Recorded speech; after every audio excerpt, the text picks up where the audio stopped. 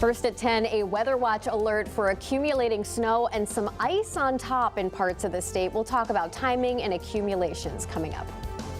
New London County has seen some of the worst of the winter weather in our state. Now an emergency declaration. We'll take a look at what this means for towns overwhelmed with the flooding. And a family's desperately searching for their pet donkey, using all the tools they can get their hands on to bring their beloved pet home. And now there's a reward for her return. An easy win in Iowa tonight. The Republicans have named their candidate for president, and political experts say there's no shock here. Fox 61, Connecticut's news station, begins with a weather watch alert. We begin tonight on that weather watch alert. More wintry weather is making its way to Connecticut. You can see the snow there approaching our state from the south on the radar. Thanks for joining us here on the CW for the news at 10. I'm Sarah Sanchez. We're not looking at a blizzard by any means, but we're tracking some snow to start accumulating overnight. We're already seeing some school districts calling a snow day. We'll get to that in just a minute, but first, let's send things over to Chief Meteorologist Rachel Frank with more on what we can expect to see. Rachel. Yeah, certainly not a big storm, as you've said, but enough to make things slippery during the day, especially because we have this snow already starting for some as we head through the overnight hours. In fact, for Shelton, we already have a report of our first flakes flying. Thank you so much to Victoria for that. The snow isn't falling everywhere. You see the snow on radar, though. In some cases, the air is so dry it's actually evaporating or sublimating before it reaches the ground. But as we head through the coming hours, we'll continue to boost our chances of seeing that snow. Overnight, it will mostly be light, so we'll see periods of light snow and flurries. By the time you wake up tomorrow morning, some towns could already see a coating to an inch or two of snow, but we won't be done. And as we head through the morning, I think that snow picks up in intensity and then may change over to an icy mix of freezing rain and sleet. So we get some snow with an icy glaze on top for areas south and east of Hartford. 2 to 4 inches for most of the state, but less in southeastern Connecticut. Here's a look at the storm timeline. So again, patchy light snow continuing to develop between now and around 2 a.m. Between 2 to 10 a.m. we'll see periods of snow starting to pick up in intensity, especially again mid to late morning. And then we'll see that transition over to a wintry mix, sleet, freezing rain, all possible as we head through part of the afternoon for areas south and east of Hartford especially. And then it will all come to an end as we move between around 4 to 7 o'clock tomorrow. So it's kind of an all-day thing, but it will be kind of off and on, and we'll see varying types of precipitation. 2 to 4 inches for most of the state. There could be some higher amounts up to around 5 here in northwestern Connecticut. That's what some of our newest guidance is showing. We'll take a closer look coming up. Thank you, Rachel. Some school districts, as I mentioned, are already calling it early, canceling classes ahead of the storm. If you have kids in the Pomfret, Seymour, Torrington, or Brooklyn school districts, they're staying home with you tomorrow.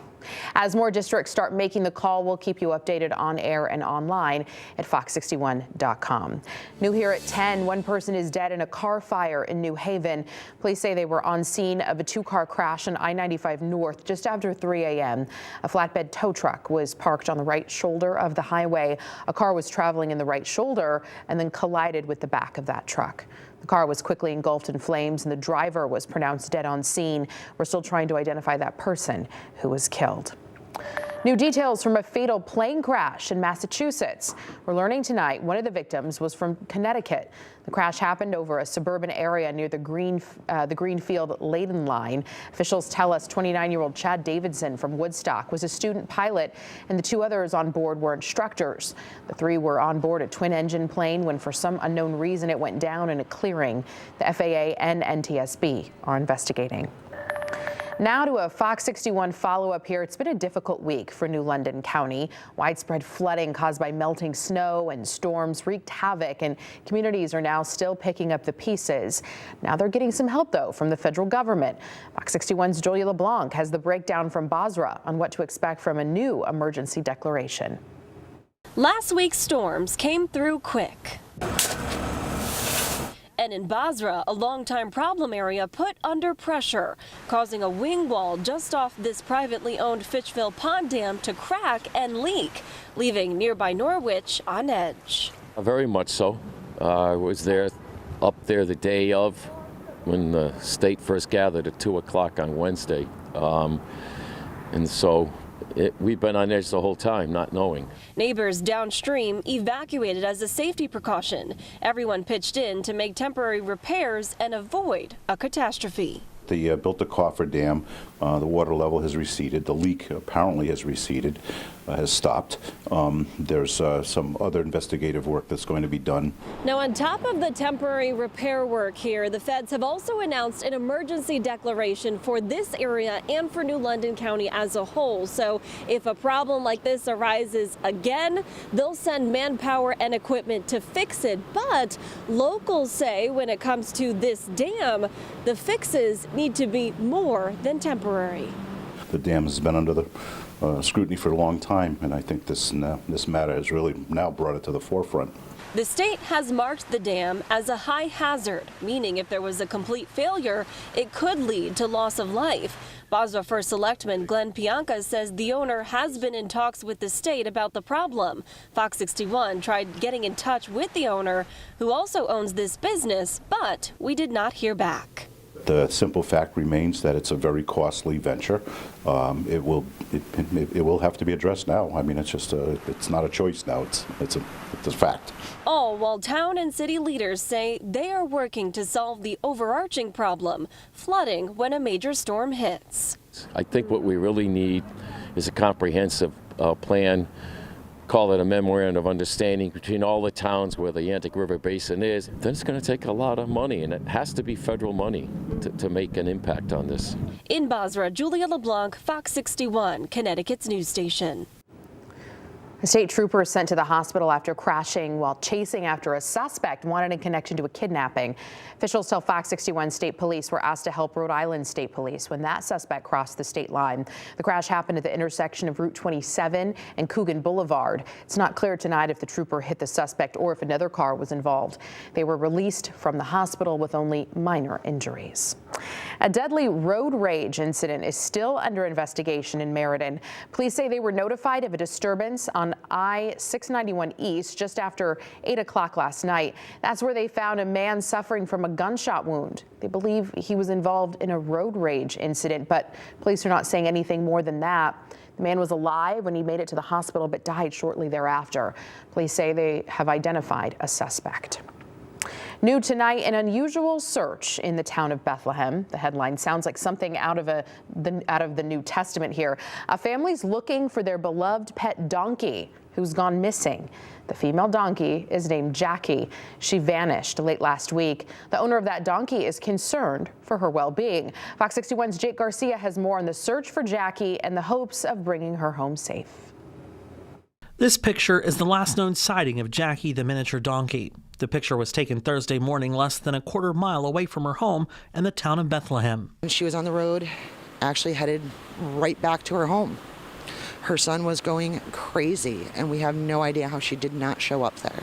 It's unclear if or how Jackie wandered away from home. The owner says she does not have a history of wandering away and is always right next to her son. He was running up and down that fence line, screaming at the top of his lungs, and he just wants his mom home. This little town of Bethlehem searching everywhere in hopes of bringing Jackie home. We did have a thermal drone go up the day after, which would have found, a heat signature regardless of what the outcome would have been.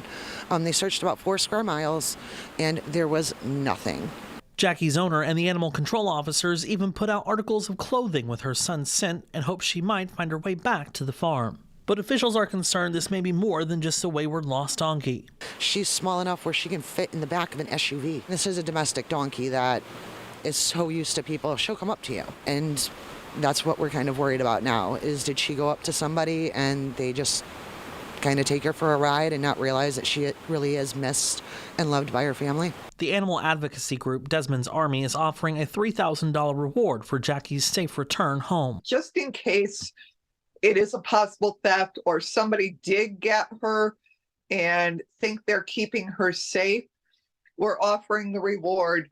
Desmond's Army and animal control officers are monitoring regional livestock auctions in case she was taken to be sold. If they are stolen, often are sold at auction by the pound. And they go to either Canada or Mexico to be sold for meat.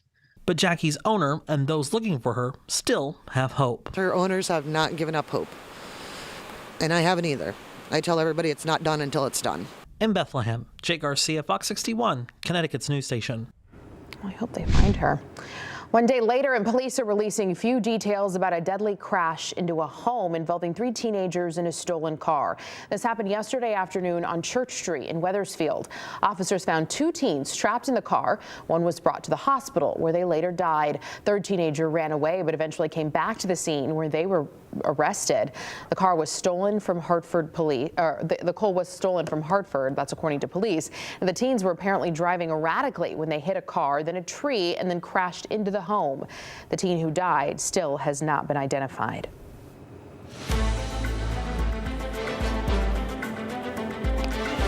It only took 30 minutes for Iowans to pick their preferred Republican candidate for this year's presidential election.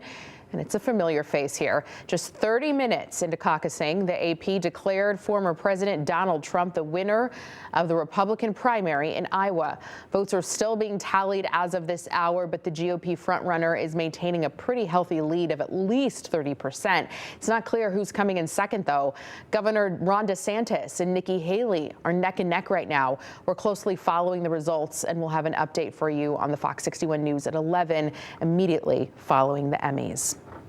Some big news for Husky Nation tonight. The Yukon men's basketball team is now ranked #1 in the AP men's college basketball poll. This is the first time in 15 years the Yukon men's team has reached #1. They spent 4 weeks in the spot back in the second half of the 2008-2009 season, which ended with the team reaching the Final Four. Yukon beat Georgetown over the weekend to solidify their top ranking. They'll look to stay atop the college basketball world when they face Creighton Wednesday at Gamble Pavilion. The news at 10 is just getting started here tonight.